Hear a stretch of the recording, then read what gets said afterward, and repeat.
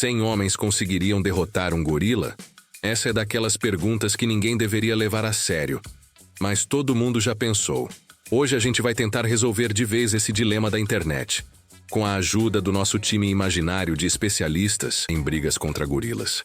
Sim, isso mesmo. Para facilitar, vamos considerar que estamos falando de um gorila médio versus 100 homens médios. Tipo, o gorila padrão e um monte de caras comuns. E antes que alguém se empolgue, não tente testar isso no zoológico, beleza? Sério, não dá ideia errada. Os gorilas já passaram por muita coisa. Um exemplo, tem uma teoria bizarra dizendo que o presidente George Bush mandou matar o gorila Hammurabi porque ele sabia demais sobre o 11 de setembro.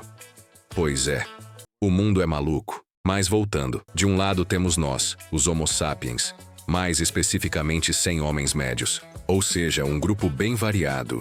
Da próxima vez que você sair com os amigos, olha ao redor. Imagina todo mundo junto tentando derrubar um gorila no mano a mano. Spoiler, a gente tá lascado. Talvez isso fosse mais equilibrado há uns 300 anos, quando a galera vivia lidando com perigos o tempo todo só para sobreviver até o dia seguinte.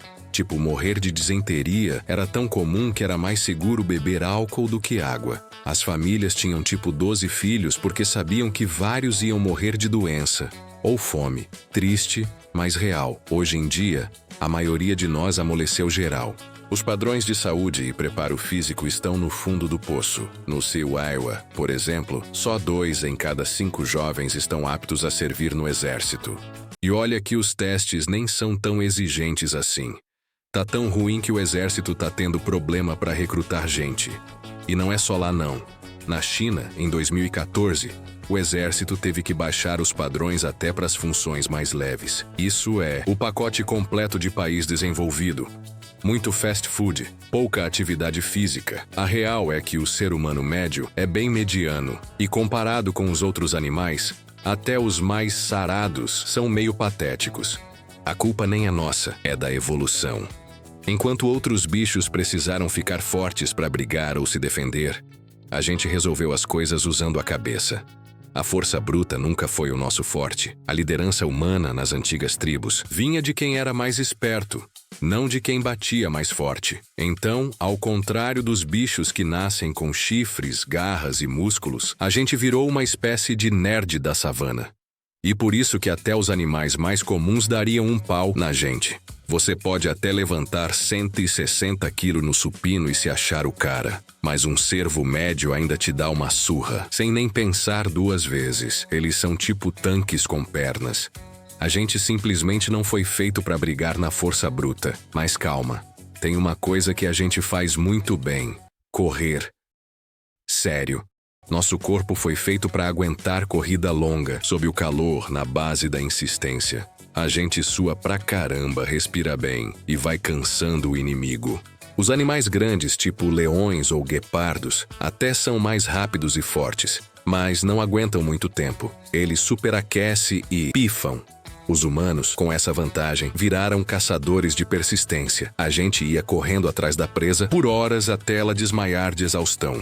Literalmente. Aí sim a gente ia lá e finalizava. Então, não é aquele maromba de academia que representa o auge do físico humano. É esse cara aqui, ó, o caçador Maasai. Magrinho, mas resistente pra caramba. Ele correria em círculos em volta de você enquanto você já estaria no chão pedindo água e ar. Aí sim, ele te derrubaria fácil.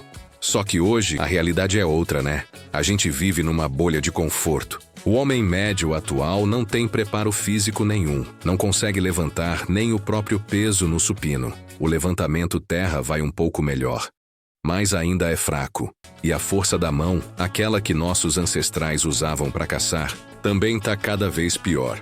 Um soco médio de um homem tem tipo 150 psi de força. Parece legal, mas um coice de cervo pode quebrar seus ossos, e eles são presas, nem são predadores. Agora junta isso com o fato de que a gente mal consegue correr sem cansar. E pronto, você tem um exército de 100 caras que não botam tanto medo assim, principalmente quando o inimigo é um gorila, um bicho que é basicamente a perfeição.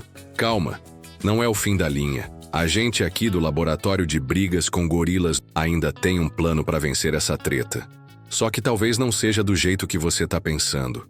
Então, beleza. Já entendemos que o homem médio de hoje não tem a menor chance contra um gorila. Tipo, nenhuma mesmo. Mas e se forem 100 homens? Aí sim, né? Calma. Vamos pensar juntos. Se todos esses caras resolverem partir pra cima ao mesmo tempo, o gorila vai fazer o quê? Vai bater em um de cada vez? Pode parecer injusto. Mas lembra que a gente tá falando de um bicho que consegue arrancar bambu com a mão como se fosse canudinho de milkshake. Então, mesmo com 100 homens, se eles forem tudo desorganizado, tipo torcida de futebol indo pra cima sem pensar, vai dar ruim. O gorila vai distribuir uns tapas, jogar uns 15 pra longe e ainda vai sobrar energia pra gritar na cara dos outros 85. E spoiler, esse grito seria o suficiente pra uns 40 desistirem e irem embora. Mas e se a gente usar o cérebro? Porque lembra, se tem uma coisa que a gente faz bem é ser inteligente, às vezes. Então vamos organizar a galera. Imagina o seguinte plano. A gente divide os 100 caras em grupos com funções diferentes. Uns 20 vão servir de isca. A missão deles é só ficar chamando a atenção do gorila. Gritando, correndo em volta. Tipo cheerleader do caos. Mais uns 30 ficam prontos para atacar por trás, quando o gorila estiver distraído. Outros 30 ficam em volta para cercar e empurrar, usando o peso coletivo para tentar derrubar. E os últimos 20, esses são o plano B. Se tudo der errado, eles fogem e contam a história. Parece bobeira, mas com estratégia, a coisa muda. O problema é que isso exige coragem, trabalho em equipe e zero ego. E convenhamos, já viu 100 homens combinarem qualquer coisa sem brigar entre si. Nem para pedir pizza isso funciona. E mesmo se der tudo certo, o gorila ainda é uma máquina de destruir. Ele tem força, velocidade e resistência. E detalhe, não sente pena. Ele não vai parar para ver se você tá bem. Ele vai só continuar batendo até acabar. Agora, se os 100 caras forem treinados, tipo militares, lutadores, ou qualquer galera que tenha preparo físico e coordenação, aí sim talvez tenha uma chance. Mas se forem 100 caras aleatórios que você encontra no shopping, ou no grupo da família, meu amigo, é derrota certa. Vai sobrar só o tênis voando e muita vergonha. No fim das contas, o ser humano só vence se usar a cabeça. Literalmente. A gente só domina o planeta porque construiu ferramentas, armas e estratégias. Sozinhos no braço, a gente não vence nenhum cachorro bravo. É triste, mas é verdade. Então, respondendo à pergunta, 100 homens comuns conseguem vencer um gorila? Depende. Se forem só no grito e na emoção, não. Se forem com plano, coragem e um pouco de sorte, talvez. Mas o mais importante é, por que a gente está discutindo isso mesmo? Porque a internet é maravilhosa. Curioso sobre o futuro da ciência e da vida? Inscreva-se no Entre Átomos e junte-se a uma comunidade de pensadores, sonhadores e exploradores.